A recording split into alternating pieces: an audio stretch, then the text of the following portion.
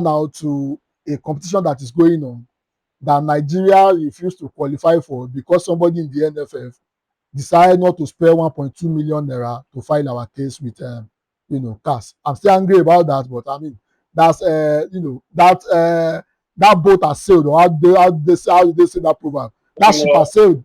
That ship has sailed. Now let's talk about the World Cup proper. The game between Senegal and Belgium. As at 81 minutes. As at 81 minutes. You know, I complained earlier that I don't usually watch games and just so that.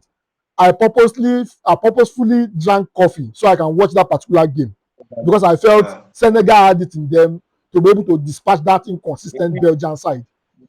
As at 81 minutes, it was 2-0. I said, let me sleep a bit before I prepare for the morning and just only for me to wake up 40 minutes later and I saw 3-2.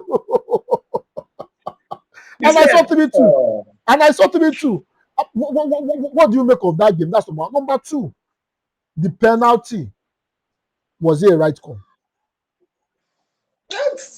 Let me start with what do I make of the match. I think that see, I've been looking at African teams in the round of 32. Yesterday, when I was doing the TikTok video, I was saying that we need to have a discussions about African teams. I have not yet finalized the discussions because I want to look at the remaining African teams. Bear in mind that another one has just been eliminated as well. True. I'm looking at African teams. I'm looking at our style of play in this tournament. Only Morocco believes that they can get the job done. And I think that only Morocco believes they can get the job done because they've crossed that threshold. I mean, they are seventh in the world. They are the best seventh team in the world. And they were semi-finalists in the last edition. That's the threshold I'm talking about. True. They have crossed that threshold. So it's a case of you've gotten there. You know what it takes to get there. And then because you have gotten there before, you believe that you will get there. Do you understand? That's the thing with Morocco. But these other teams, it's like, oh, maybe because they've not gotten there, they are scared. Or they just feel inferior. I'm mentioning African teams because it's the style of play of everybody. Cote d'Ivoire, the same thing. Let me now focus on this Belgium-Senegal game that you mentioned. Do you know that up until that 81st minute that you mentioned, 81st, it is 83rd.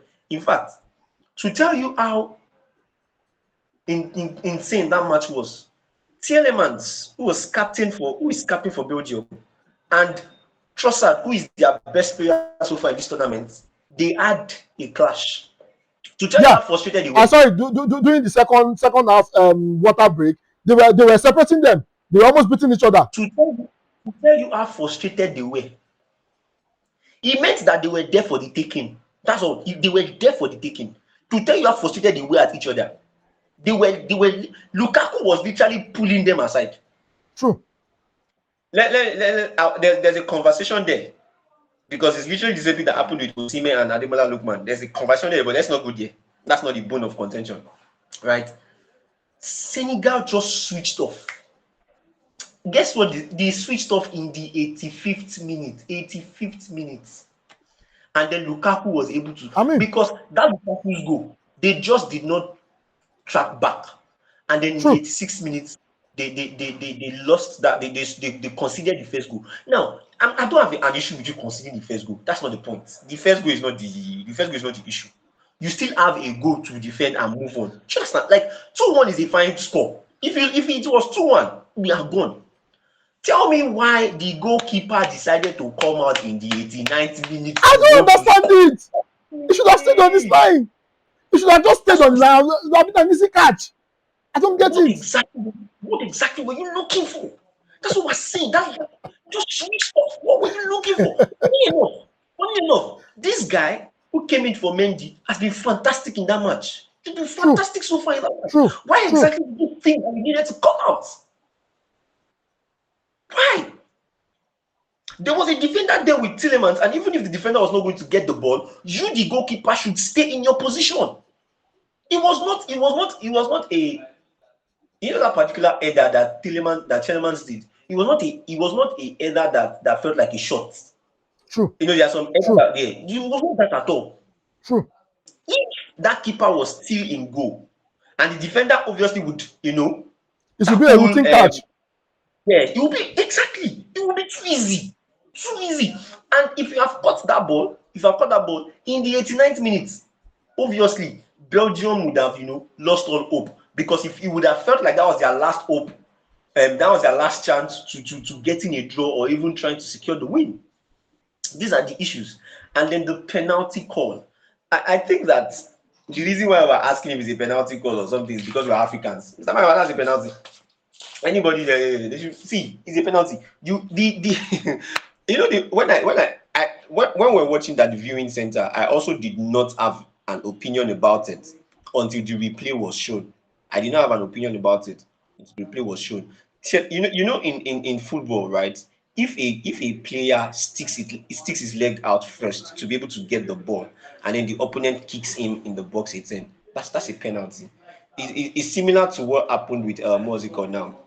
Croatia, Modric and Madueke, even though his own was still on the high side, and this other one we're comparing is low footed. It's the same thing. Telemans had his legs stuck out already, right? Telemans had his legs stuck out already, and then the Senegalese defender kicked him in the leg. So it was clear it was a penalty. There was not supposed to be any conversation around that.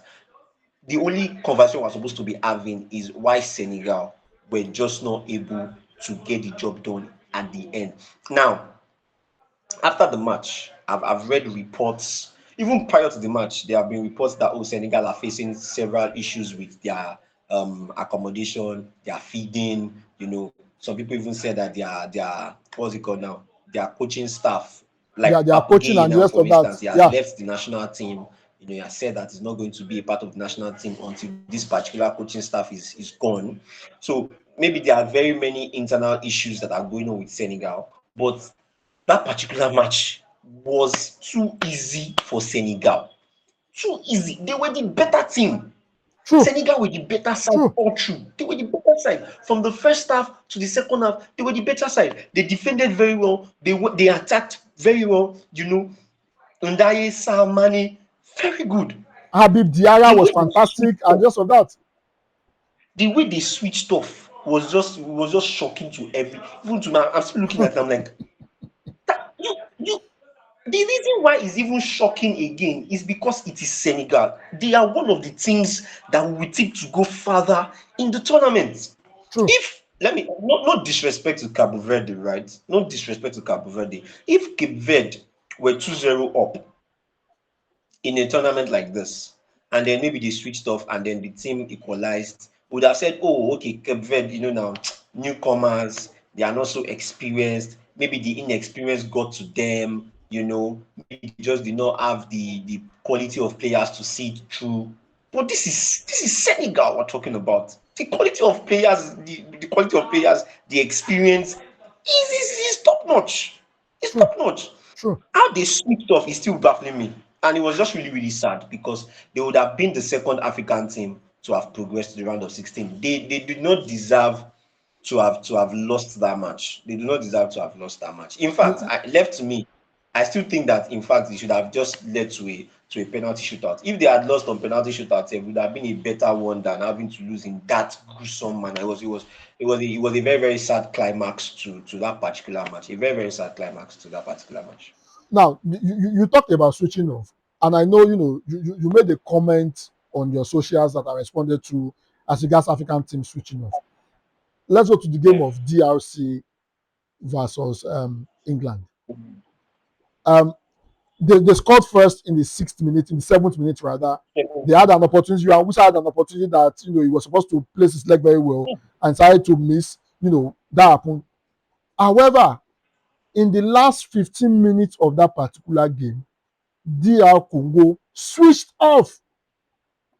The second goal of Hurricane, what was Mosaku, or what was his name now? What was he thinking? Why is it not closing down the available space?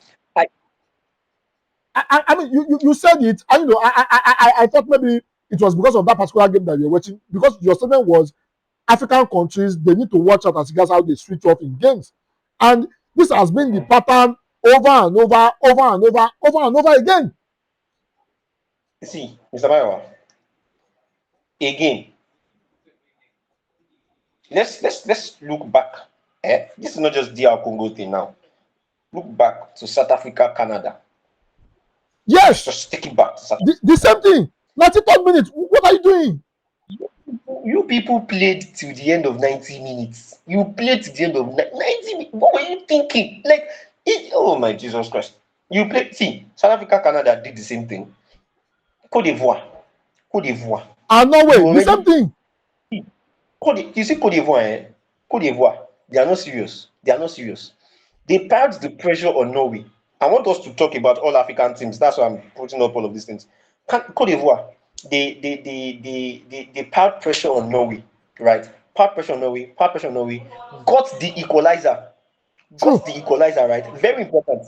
They decided to go and defend. Why? Why is it that our style of play, it obviously tells that we believe that we can't get to the finish line. That's the type of play. If I'm a neutral fan, for instance, that's the message I'll be getting. You are literally telling me that, oh, let's just set through. We can't just finish it. Meanwhile, your opponents, they are playing as if. Now look at this. After that game, Côte d'Ivoire Norway, Kessie, who is the captain of Côte d'Ivoire, came out to say that, oh, it all came down to experience. The players they are playing against, they had the tournament experience and whatnot. What tournament experience? That just qualified after 28 years. That just yes. Norway that just qualified for the World Cup for the first time in 28 years. In 28 years. For the first time. That's the mindset I'm talking about. Norway just qualified for the World Cup for the first time in 28 years. Let's put it in context. Haaland was not born then. True. Odegaard had not been. Their group of players, most of them are not been given birth to at the time when their team are not even, has stopped qualifying for the World Cup. And Kessie is talking about experience. Can you imagine that? That's the mindset we're talking about. DR Congo, fantastic. Played, we're talking about the hydration break and whether it helps or not. But even after the hydration break, they were still good. It was even after the hydration break that England got the chances, and then we now saw the potency of DR Congo's defense and their goalkeeper. Before the hydration break, we didn't even see any of that. But after the hydration break, we saw that, oh, okay, these people, they know what they are doing. And then all of a sudden, that is that thing. Towards the finish line. Why? The other teams, they are playing like, oh, we can do it. We are playing like, it be like, say, they could do also. He's like, what is going on? Look at yesterday too. Algeria, Switzerland in the middle of the night, rather, this morning, 4 a.m. Algeria were on the front foot. All of a sudden, Mbolo scored, and everything went down the hill. What is going on with Africans? This is not. Let's not pick out one African team now. We are talking about all of you, all African teams that have played in this particular tournament. Only Morocco, and I said it is only Morocco because, as I said, Morocco have crossed that threshold in their minds. They have crossed that threshold. I mean, we've defeated Portugal. We've defeated Netherlands. We can do it again. We defeated Spain. They've already passed that threshold in their minds. These other teams, they've not crossed their threshold yet. They haven't, and it's obvious from their style of play. That they have not crossed their threshold yet, and that obviously is telling on their performance and their ability to see through these matches to the finish line. Their ability to see these matches to the finish line is obviously telling, and it's just really sad. Really sad. The reason why it's even sadder is because not one of these African teams have played wrong or have played terrible in this round of 32. Not one of them. If it's a case of, oh, their performance was terrible, they did not deserve to qualify, it would have been justifiable. Say, okay, now they did not play well, but they played well. That's the funny thing. They played well. South Africa should have extended that match to the extra time. What's it called? Cote d'Ivoire should have easily won that match against Norway. Easily. Senegal's own is even Senegal's own is even the saddest of them all. Senegal's own is the saddest of them all. Yeah, I can't hear you. I can't hear you. Can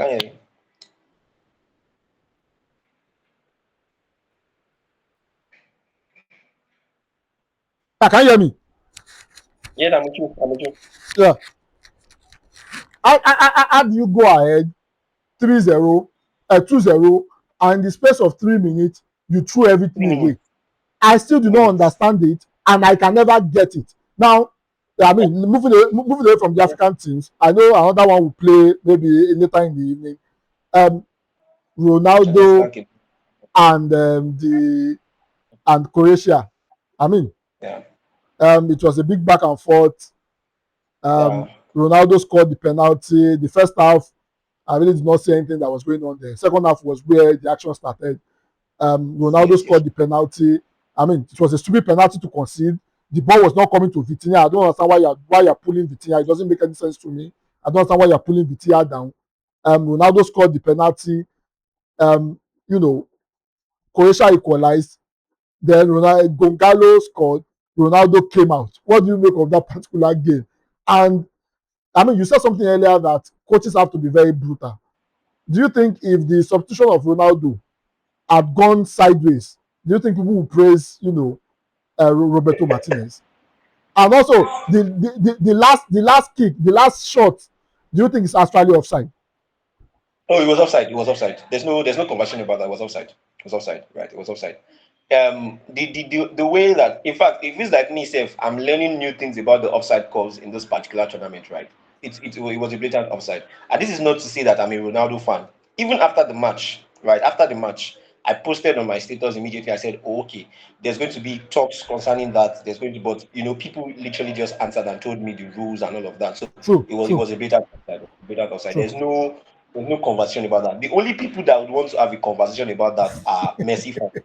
No, they are Messi fans. I mean, this is not matter of a fan. I mean, after the game, I actually went on the IFAB site just to look at the breakdown again. And actually, if you look at it, the defender, I can't remember his name now, the one that the ball touched his head, he was dodging the ball. Vega. He was not making any move to the ball. He was not trying to defend. He was not doing it because he knew the other guy was offside. He knew. That's why he didn't want to touch the ball. So, I mean, that's clear offside. Unfortunately for Luka Modric, but it's offside.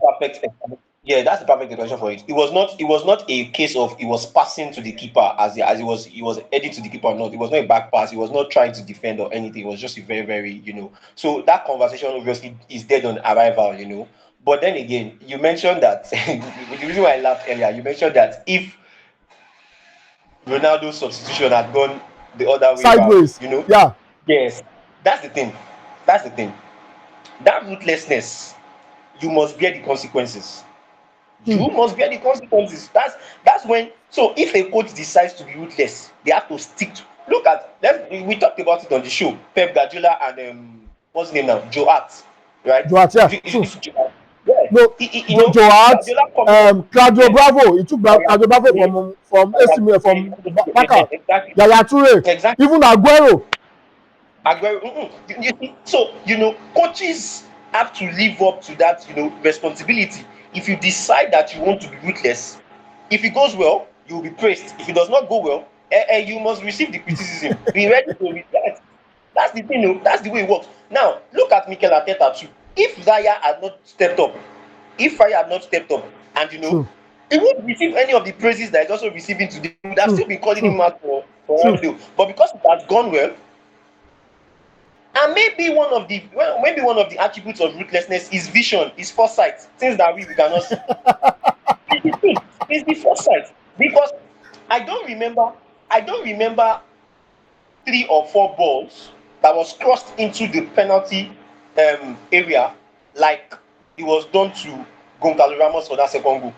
True. The one time that he was given to Ronaldo like that, he scored and it was an offside. True.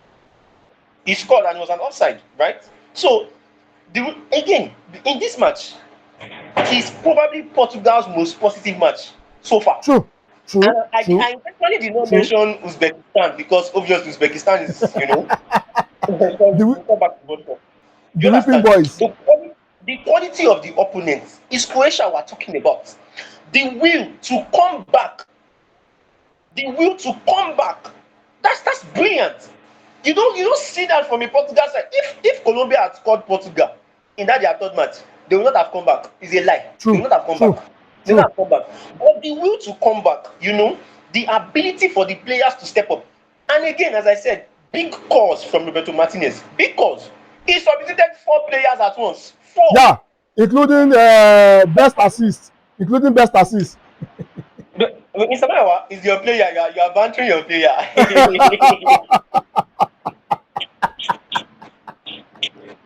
Maiwa, you are shading your Abi player. now, he sha won 21 assist abi, and they substituted him.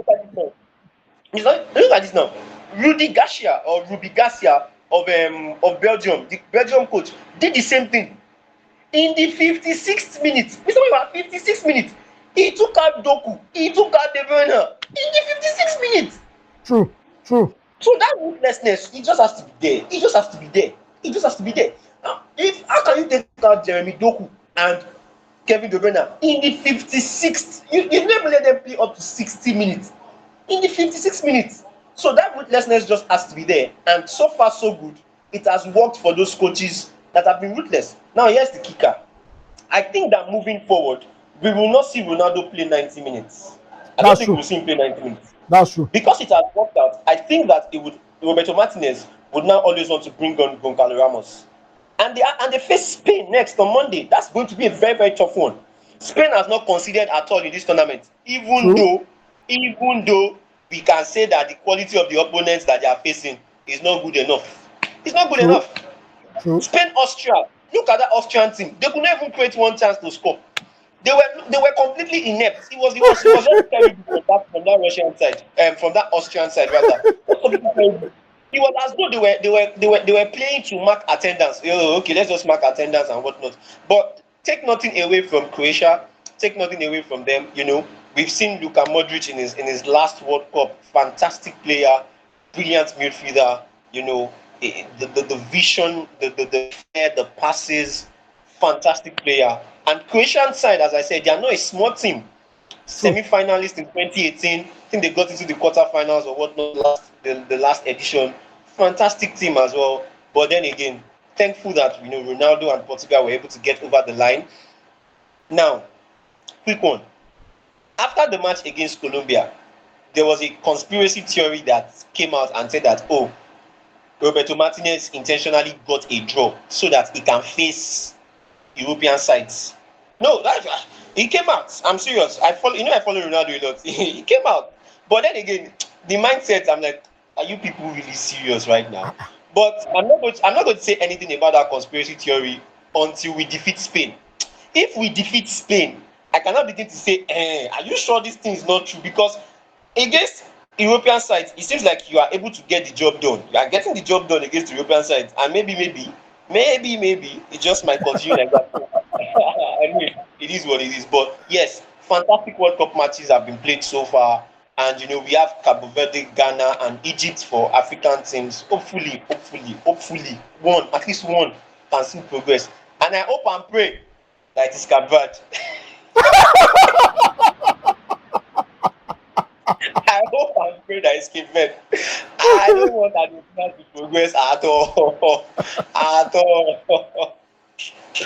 Okay, that's fantastic. I mean, anytime we are chatting, time is always running, and it's a great edition of the goalpost today. It's always amazing having you on here, and I hope by the time we meet on Monday again, I hope your wish for Argentina to be knocked out would have come true.